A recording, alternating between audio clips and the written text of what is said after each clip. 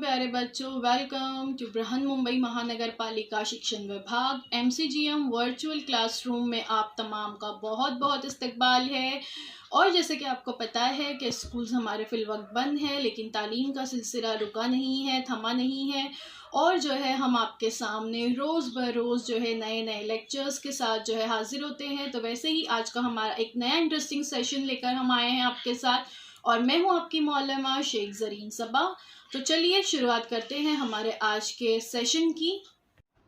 तो चलिए देखते हैं हमारा आज का टॉपिक बृहन मुंबई महानगर पालिका शिक्षण विभाग की पेशकश जौहर की अंदरूनी साख्त इनसाइड द एटम। आपकी टेक्स्ट बुक का चैप्टर नंबर 5 है ये जौहर की अंदरूनी साख्त, और ये हम उसका पार्ट 2 देख रहे हैं। पार्ट 1 हमारे यूट्यूब चैनल पर अवेलेबल है, अगर आप चाहें तो वहां से उसे देख सकते हैं। जमात हश्तुम के लिए स्टैंडर्ड 8 के लिए मजमून है साइंस, और मैं हूं आपकी Maulma Zareen Saba from MCGM virtual classroom Mumbai. बच्चों, मैं हूं आपकी मौलमा शेख ज़रीन सबा और मेरा स्कूल है Shramik Vidyapeeth vocational municipal school number 1 Sion में।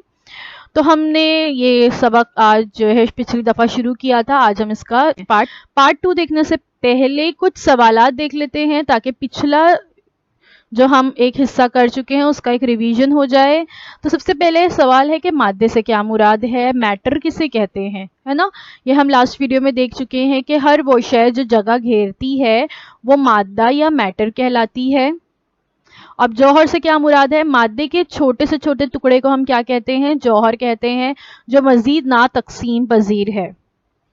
और मादे का सबसे छोटा जुज़ कौन सा है, वही सवाल घुमा फिरा कर पूछा गया। तो इसका जवाब क्या होगा, मादे का सबसे छोटा जुज़ जौहर है। अब आपकी टेक्स्ट बुक का एक क्वेश्चन है जोड़ियां लगाइए। ये हम लास्ट टाइम हल कर चुके हैं, इसलिए ये आप आसानी से कर सकते हैं। प्रोटॉन जो है क्या होते हैं, हम ये देख चुके हैं कि जौहर के अंदर 3 तरह के ज़र्रात पाए जाते हैं, प्रोटॉन, इलेक्ट्रॉन्स और न्यूट्रॉन्स। तो प्रोटॉन पर कौन सा बरकी बार होता है, प्रोटॉन होते हैं मस्बत बारदार ज़र्रात, इलेक्ट्रॉन्स होते हैं मनफी बारदार ज़र्रात, और न्यूट्रॉन जो है वो मोतदिल होते हैं, इन पे किसी भी तरह का बार नहीं होता। इतना हम लास्ट टाइम देख चुके थे। फिर इसके बाद हमने पिछली दफ़ा देखे थे रुदरफोर्ड के मॉडल के बारे में। Remember the gold foil experiment, what did Rutherford conclude about the atom, क्या कंक्लूजन निकला था रुदरफोर्ड के इस तजुर्बे से, ये हम लास्ट वीडियो में देख चुके हैं। अगर आपने नहीं देखा है तो इनसाइड द एटम चैप्टर का पार्ट 1 देख लीजिए। तो ये इससे ये पता चला था कि जौहर में कुछ मकामात जो है वो खोखले होते हैं, जिसकी वजह से जो अल्फा पार्टिकल उस पर दागे गए वो उस गोल्ड फॉइल था उसके आर पार चले गए, जबकि कुछ जो है शुआएं, कुछ अल्फा जो शुआएं दागी गई वो पलट कर भी वापस आई हैं। यानी कुछ हिस्सा खोखला होता है और कुछ हिस्सा जो है अंदर कुछ चीज मौजूद है जिससे टकराकर वो पार्टिकल्स वापस आए। आज देखते हैं बोर की मुस्तकिल मदार की जौहरी साख्त। सन 1913 में जो है बोर ने मुस्तकिल मदार की जौहरी साख्त पेश की, और रुदरफोर्ड की जौहरी साख्त में जो कुछ थोड़ी सी कमियां रह गई थी वो बोर की मुस्तकिल मदार की जौहरी साख्त से मुकम्मल हो गई। बोर की तस्वीर साइंसदान बोर, नेल्स बोर इनका नाम है, सन 1913 में डेनमार्क के साइंसदान नेल्स बोर ने मुस्तकिल मदार वाली जौहरी साख्त पेश करते हुए जौहर की इस्तकलाली खासियत की वजाहत की। क्या है इस्तकलाली खासियत, देखिए ये Bohr's model of an atom है। बोहर ने जो एटम का मॉडल बनाया था वो इस तरह से है कि दरमियान में पॉजिटिवली चार्ज न्यूक्लियस होते हैं, उसके अतराफ में इलेक्ट्रॉन अपने अपने मदार में गर्दिश करते हैं। इसने पहले मदार को नाम दिया के शेल, दूसरे मदार को नाम दिया एल शेल, तीसरे मदार को एम शेल और चौथे मदार को नाम दिया गया एन शेल। हर मदार में इलेक्ट्रॉन की मखसूस तादाद होती है, उतनी ही तादाद में इलेक्ट्रॉन गर्दिश करते हैं। बोर के नजरिए के खास नुकात देखते हैं। जौहर के मरकजे के अतराफ गर्दिश करने वाले इलेक्ट्रॉन मरकजे से मखसूस फासले पर होते हैं और हम मरकजी दायरी मदार में गर्दिश करते हैं। अब बोर ने जो नजरिया पेश किया, कुछ जो है इंपॉर्टेंट पॉइंट्स हम यहाँ पे देख रहे हैं। सबसे पहला पॉइंट है कि जौहर का जो मरकजा होता है दरमियान में मजबूत बारदार मरकजा होता है, क्योंकि जौहर में दरमियान में प्रोटॉन मजबूत बारदार मौजूद होते हैं और उसके साथ में न्यूट्रॉन मौजूद होते हैं जिसपे कोई बरकी बार नहीं होता। ठीक है, तो ये जो मजबूत बारदार जो जौहर है उसके अतराफ अपने अपने हम मरकजी दायरवी मदार में, यानी वो जो न्यूक्लियस है उसको अगर हम मरकज मान ले तो उसके अतराफ अगर हम दायरे खींचते जाएं तो जो दायरे बनते जाएंगे वो एक एक जो है मदार होगा। इलेक्ट्रॉन जो है उसमें गर्दिश करते हैं।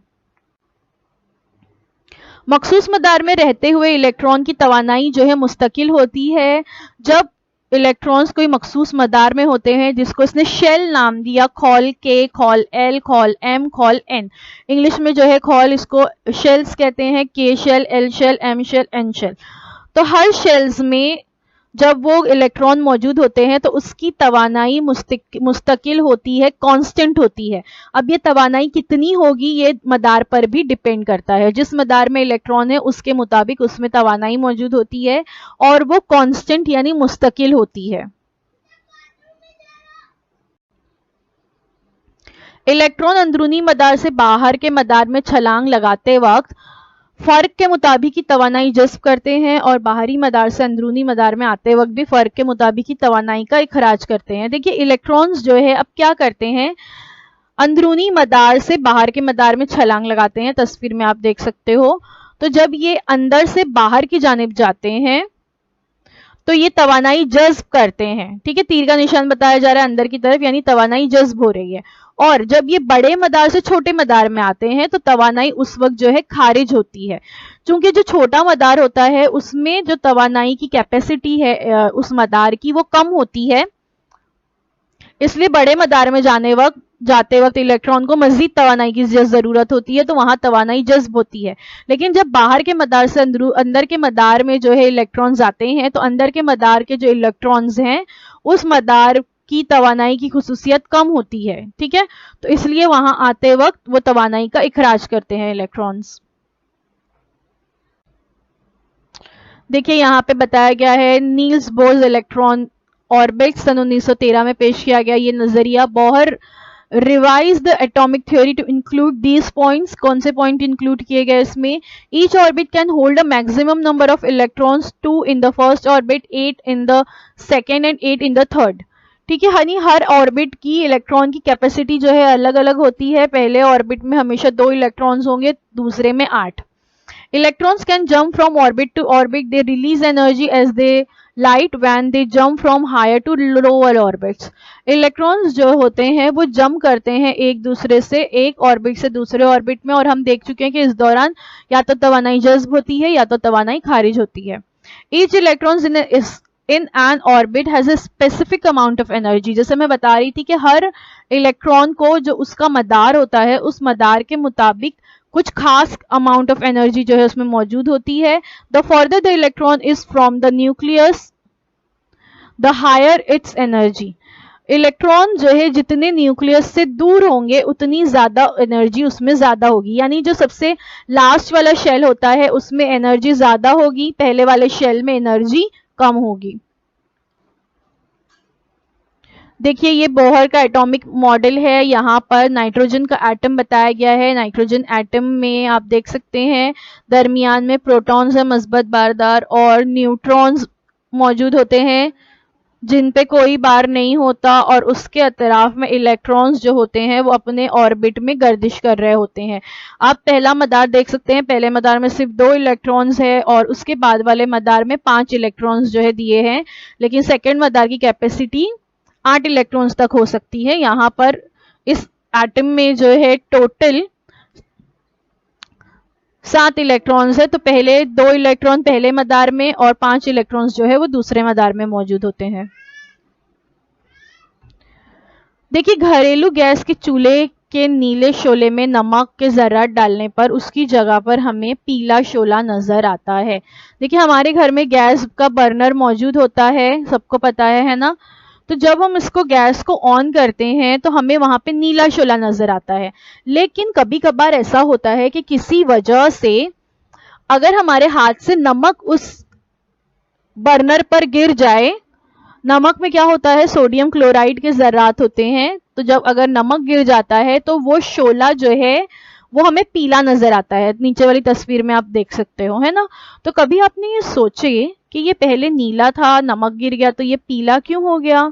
या बिल्कुल वैसे ही अक्सर हम घर में, अगर आपकी अम्मी कुकर में दाल उबाल रहे हैं या कोई और चीज कुकर में पक रही है और अगर उसका पानी उससे बाहर आ जाता है और बर्नर पर गिरता है, तब भी हम देखते हैं कि वो जो पानी गिरने की वजह से जो उसके शोले थे उसका रंग तब्दील हो गया, वो येलोइश हो गए। तो ऐसा क्यों होता है? बिल्कुल वैसे ही रास्तों के किनारों पर सोडियम लाइट की रोशनी हमें पीली रोशनी नजर आती है। क्यों पीली ही रोशनी नजर आती है रास्तों के किनारों पर, कोई और कलर क्यों नहीं? ये तमाम जो एग्जाम्पल थी, इसमें सोडियम जौहर में इलेक्ट्रॉन तवानाई जज्ब करके बाहरी मदार में जाते हैं और अंदरूनी मदार में छलांग लगाकर वापस आने में तवानाई खारिज होती है। सोडियम जौहर के इन दो मदारों में तवानाई का जो फर्क है वो मुस्तकिल यानी कांस्टेंट ही रहता है।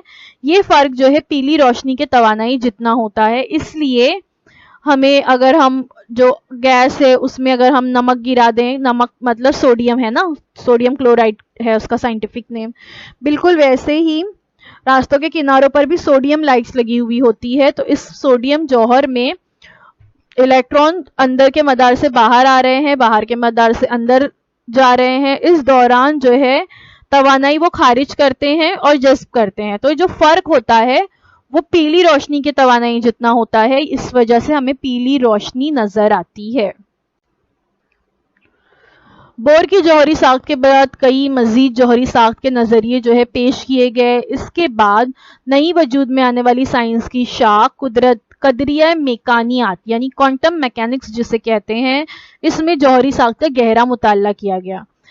बोर की जो जौहरी साख्त थी उसके बाद बहुत सारे साइंसदानों ने अलग अलग नजरियात अपने जौहरी साख्त के पेश किए और इसके बाद बाकायदा से साइंस की एक नई शाख बन गई जिसको क्वांटम मैकेनिक्स कहते हैं। और इसमें जौहरी साख्त का यानी एटॉमिक स्ट्रक्चर का बहुत गहरा मुताला किया जाता है।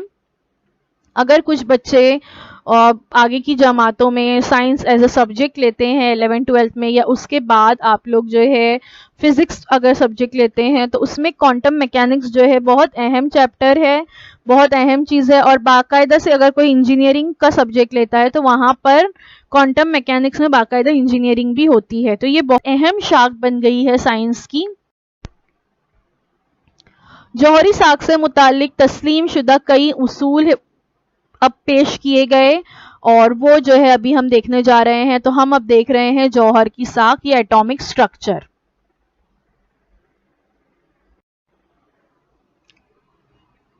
जौहर की साख्त कैसा होता है? जौहर मरकज़ा और मरकज़े के बाहरी हिस्सा जो है मिलकर जौहर बनता है। इसमें 3 किस्म के ज़र्रात जो है शामिल होते हैं। सबसे पहला है मरकज़ा। मरकज़े में क्या होता है? जौहर का मरकज़ा जो होता है वो मस्बत बारदार होता है और तस्वीर में आप देख सकते हो जौहर की तकरीबन तमाम कमियत उसके मरकज़े में मरकूज होती है। मरकज़े में 2 किस्म के जवाहरात होते हैं, जौहरी ज़र्रात होते हैं, मजमूई तौर पर इन्हें न्यूक्लियन कहते हैं। प्रोटॉन और न्यूट्रॉन न्यूक्लियन की 2 किस्में हैं। ये आप जो दरमियान में देख रहे हैं पिंक और ब्लू कलर, ये जो है क्या है? मरकज़ा है। मरकज़े में प्रोटॉन्स मौजूद होते हैं, पिंक कलर में बताए गए प्लस की निशानी से, और ब्लू कलर में जो नजर आ रहे हैं वो न्यूट्रॉन्स हैं। प्रोटॉन्स जो होते हैं वो मस्बत बारदार होते हैं और न्यूट्रॉन्स जो होते हैं वो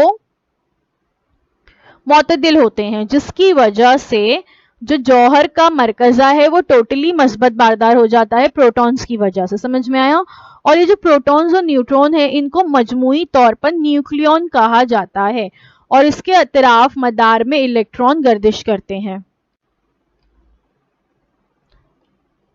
देखिए ये मरकज़ा आप यहाँ पर देख सकते हो। लिथियम एटम बताया गया है जिसमें मरकज़े में 3 प्रोटॉन्स हैं, 4 न्यूट्रॉन्स हैं और मरकज़े के अतराफ में इलेक्ट्रॉन्स गर्दिश कर रहे हैं। तो क्या क्या होता है? मरकज़े में प्रोटॉन और न्यूट्रॉन होते हैं।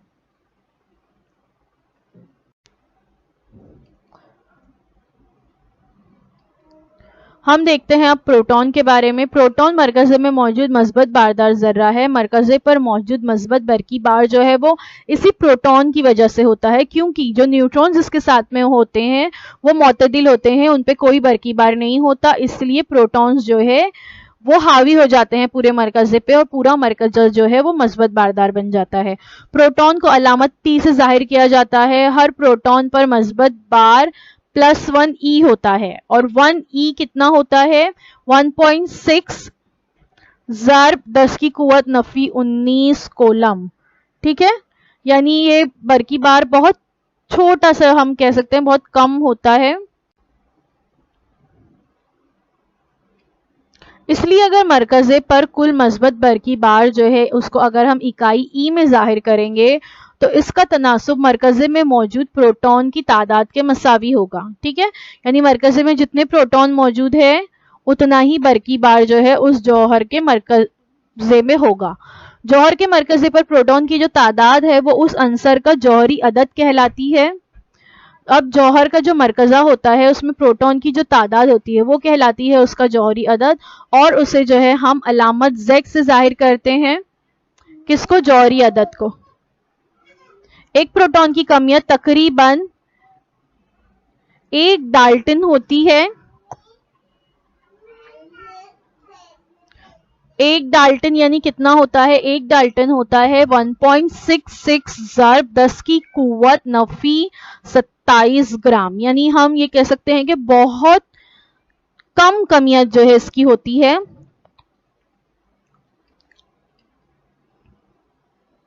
अब देखते हैं जौहरी अदद या एटॉमिक नंबर क्या है।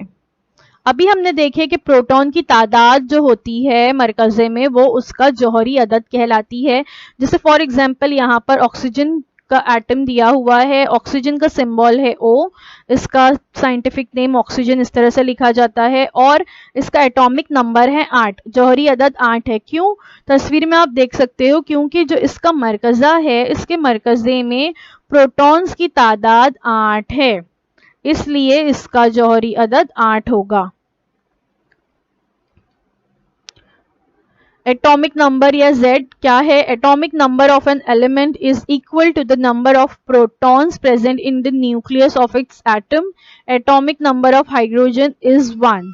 हाइड्रोजन जो है एक ऐसा एटम है जिसका जो मरकज़ा है उसके मरकज़े में सिर्फ प्रोटॉन्स मौजूद होते हैं, न्यूट्रॉन्स मौजूद नहीं होते, और एक ही प्रोटॉन मौजूद होता है, इसलिए इसका जौहरी अदद 1 है। देखिए आप यहाँ पे देख सकते हो दरमियान में एक प्रोटॉन है, इसलिए इसका जौहरी अदद 1 है। ये हाइड्रोजन एटम दिया गया है यहाँ पर। अब देखते हैं सोडियम। सोडियम जो है इसका एटॉमिक नंबर है 11। तस्वीर में आप देख सकते हो मरकज़े में 11 प्रोटॉन्स और 11 न्यूट्रॉन्स मौजूद है, इसलिए सोडियम या Na जिसे हम लिखते हैं उसका एटॉमिक नंबर 11 होगा। बिल्कुल वैसे ही हीलियम जो है इसका एटॉमिक नंबर 2 है। 2 क्यों है? क्योंकि इसके मरकज़े में 2 प्रोटॉन्स मौजूद होते हैं। देख सकते हैं आप लोग, बताया गया है रेड कलर में 2 प्रोटॉन है और ब्लू कलर के 2 न्यूट्रॉन्स हैं। तो यहाँ पे प्रोटॉन की तादाद ही देखनी है जब हम जौहरी अदद लिखते हैं, एटॉमिक नंबर लिखते हैं। तो यहाँ पर 2 प्रोटॉन मौजूद हैं, इसलिए इसका जौहरी अदद होगा। अब देखते हैं न्यूट्रॉन्स के बारे में। न्यूट्रॉन्स जो होते हैं वो बरकी तौर पर मुतदिल होते हैं, इसलिए इसको अलामत N से जाहिर किया जाता है। मरकज़े में न्यूट्रॉन की तादाद के लिए N अलामत का इस्तेमाल होता है। 1 डाल्टन जौहरी कमियत वाले हाइड्रोजन के अलावा बकिया तमाम अनासिर के मरकज़े में न्यूट्रॉन्स होते हैं। जैसे अभी हमने तस्वीर देखी हाइड्रोजन के एटम की, तो उसमें जो है न्यूट्रॉन नहीं होता है। सिर्फ हाइड्रोजन एक वाहिद ऐसा एटम है जिसमें न्यूट्रॉन मौजूद नहीं होता। उसके अलावा जितने भी अनासिर है सबके मरकज़े में न्यूट्रॉन मौजूद होते हैं। एक न्यूट्रॉन की कमियत तकरीबन 1 डाल्टन होती है, जो प्रोटॉन की कमियत के तकरीबन मसावी है। यानी प्रोटॉन की कमियत भी 1 डाल्टन है और तकरीबन उतनी ही कमियत जो है एक न्यूट्रॉन की होती है। अब हम जो हाइड्रोजन के जौहर के बारे में देख रहे हैं, तो हाइड्रोजन के एक जौहर का वजन भी 1 डाल्टन ही होता है। क्यों ऐसा? क्योंकि जो हाइड्रोजन का जौहर है इसका एटॉमिक नंबर 1 है और इसका एटॉमिक वेट भी जो है वो 1 ही है। ऐसा इसलिए है क्योंकि हाइड्रोजन का जौहर है इसमें न्यूट्रॉन मौजूद नहीं होता, मरकजे में सिर्फ और सिर्फ प्रोटॉन होते हैं। प्रोटॉन की वजह से इसका एटॉमिक नंबर 1 हो गया। इसके अलावा एटॉमिक वेट जो होता है वो मरकजे पर ही मुनहसर करता है। मरकजे में जितने प्रोटॉन्स और न्यूट्रॉन होंगे उस हिसाब से जो है उसका एटॉमिक वेट होगा। लेकिन यहाँ पर मरकजे में सिर्फ चूंकि एक प्रोटॉन है और हम जानते हैं एक प्रोटॉन का एटॉमिक वेट तकरीबन 1 डाल्टन होता है, तो ये 1 डाल्टन जो है इसका एटॉमिक वेट है। और यहाँ पर इलेक्ट्रॉन भी होते हैं जो मदार में गर्दिश कर रहे हैं। एक इलेक्ट्रॉन है जो मरकजे के अतराफ मदार में गर्दिश करता है, तो उसकी कमियत जो है ना के बराबर होती है। हम देखेंगे आगे कि इलेक्ट्रॉन की कमियत जो है कम होती है। क्यों कम होती है? तो उसकी कमियत बिल्कुल ना के बराबर होती है। इसके लिए जब जौहर का वजन नापा जाता है तो इलेक्ट्रॉन्स को का वजन नहीं देखा जाता, बल्कि प्रोटॉन्स और न्यूट्रॉन जो होते हैं उसका वजन देखा जाता है। क्योंकि यहाँ न्यूट्रॉन मौजूद नहीं है, सिर्फ एक प्रोटॉन है और एक प्रोटॉन का एटॉमिक वेट या जौहरी वजन 1 डाल्टन ही होता है, इसलिए इस हाइड्रोजन जौहर का वजन भी 1 डाल्टन होगा। समझ में आया कि क्यों होता है 1 Dalton? Hydrogen is the chemical element with the symbol H and atomic number 1 with a standard atomic weight of 1.008. Hydrogen is the lightest element in the periodic table. ठीक है, ये जो है स्टैंडर्ड एटॉमिक वेट माना जाता है hydrogen का और ये 1.008 है। तो ये 008 जो आपको नजर आ रहा है ना आगे, ये उस इलेक्ट्रॉन की कमियत है जो एक वहां पे मौजूद है, जो कि ना के बराबर है almost. Hydrogen is the lightest element in periodic table. Periodic table का सबसे हल्का एलिमेंट जो है हाइड्रोजन है। अब देखते हैं मरकजे के बाहर का हिस्सा। अभी तो हमने मालूमात हासिल की है मरकजे के बारे में, अब देखते हैं उसके बाहर क्या है। जौहर की साख्त में मरकजे के बाहरी हिस्से में गर्दिश करने वाले इलेक्ट्रॉन और मरकजा व इलेक्ट्रॉन के दरमियान खला शामिल होता है। यानी जो मरकजा है उसके तरफ में इलेक्ट्रॉन्स अपने अपने मदार में गर्दिश कर रहे हैं, राइट। तो इनके दरमियान जो है खला है, यानी स्पेस होता है, खाली जगह होती है। अब देखते हैं इलेक्ट्रॉन। इलेक्ट्रॉन जो होते हैं ये मनफी बारदार ज़र्रात होते हैं और उसे अलामत ई से जो है जाहिर करते हैं। हर इलेक्ट्रॉन जो है 1 इकाई मनफी बार का हामिल होता है।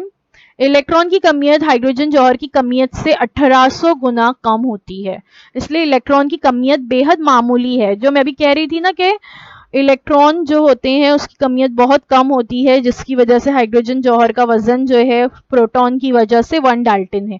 वहीं यहाँ पे बताया गया कि जो एक हाइड्रोजन जौहर की कमियत है जो कि तकरीबन 1 डाल्टन है, उससे 1800 गुना कम, यानी बहुत ज्यादा कम होती है इसकी कमियत। जौहर के मरकजे के बाहरी हिस्से में इलेक्ट्रॉन्स जो है मरकजे के गिर्द अपने अपने मदार में गर्दिश करते हैं। तस्वीर में आप देख सकते हो। मदारी हिस्से की शक्ल जो है वो से इबादी यानी 3 डायमेंशन होती है।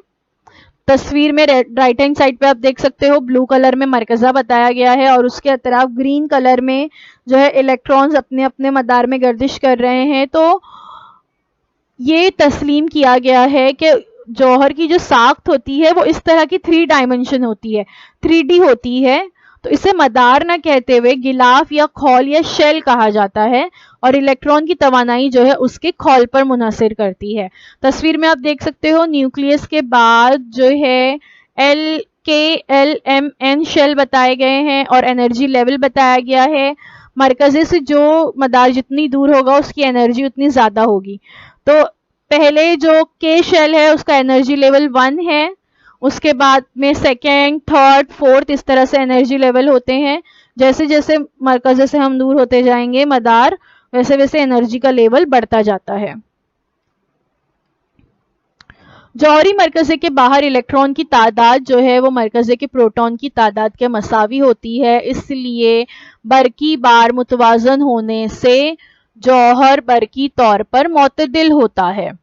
Why are all the atoms are electrically neutral? क्यों न्यूट्रल होते हैं? Most atoms are electrically neutral, meaning that they have an equal number of protons and electrons. ठीक है, जितने प्रोटॉन्स होते हैं उतने ही इलेक्ट्रॉन्स होते हैं, जिसकी वजह से the positive and negative charge cancel each other out. Positive और निगेटिव चार्ज एक दूसरे को कैंसिल कर देते हैं. Therefore the atom is said to be electrically neutral, जिसकी वजह से एटम को इलेक्ट्रिकली न्यूट्रल या मोतदिल कहते हैं. क्योंकि देखिए दरमियान में मरकजे में है प्रोटॉन मस्बत बरकी बार, न्यूट्रॉन पे कोई बरकी बार नहीं है और इलेक्ट्रॉन है मनफी बरकी बार. तो जितने प्रोटॉन्स होते हैं उतने ही इलेक्ट्रॉन्स होते हैं, इस वजह से जौहर जो है वो मोतदिल होता है. तस्वीर में जो है बेरिलियम का एटम बताया गया है, 4 प्रोटॉन्स होते हैं इसमें और 4 इलेक्ट्रॉन्स होते हैं, इसलिए ये न्यूट्रल होगा जौहर बेरिलियम का.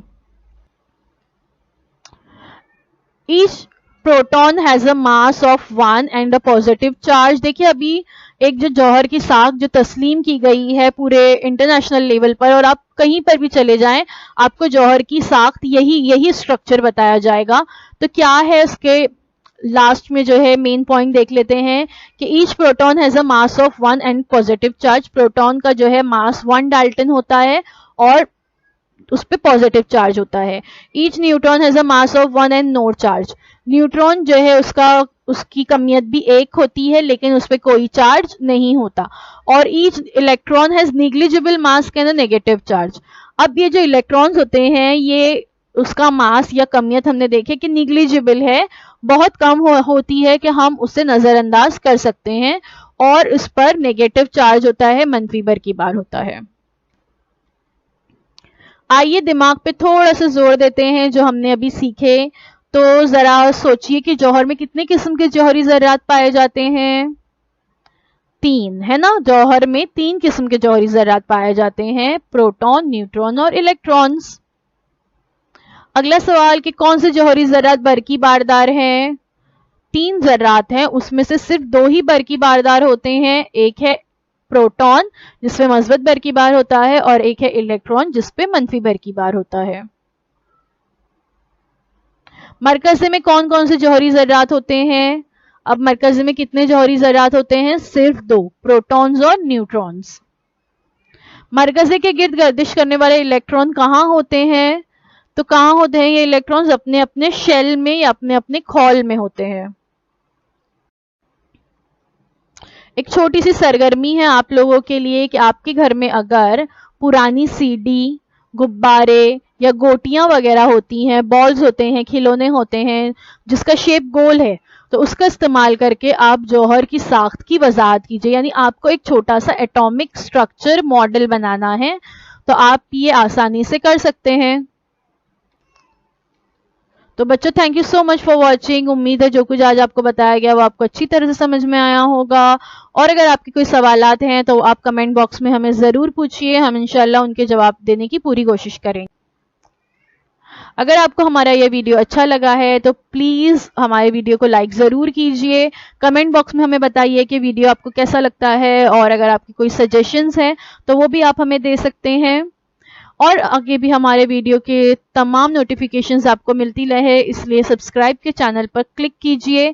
सब्सक्राइब बटन पर क्लिक करने के बाद उसके बाजू में मौजूद बेल आइकन है, उस बेल आइकन पे आपको क्लिक करना है ताकि आपको आने वाले तमाम वीडियोस की नोटिफिकेशन मिलती रहे. Please like the video, share the video and subscribe the channel. अल्लाह हाफिज़. तो बच्चों मुझे उम्मीद है जो कुछ आज आपको पढ़ाया गया वो आपको अच्छी तरह से समझ में आया होगा. और अगर आपको नहीं समझ में आया है तो हमारा ये वीडियो यूट्यूब पर भी अवेलेबल है, आप इसे दोबारा से जो है देख सकते हैं. और अपने साथ जो है अपनी टेक्स्ट बुक ज़रूर रखिए ताकि आपको जो है तमाम पॉइंट्स अच्छी तरह से समझ में आए. तो अब आप लोगों से इंशाल्लाह अगले हफ्ते एक नए वीडियो में मुलाकात होती है. अल्लाह हाफिज़.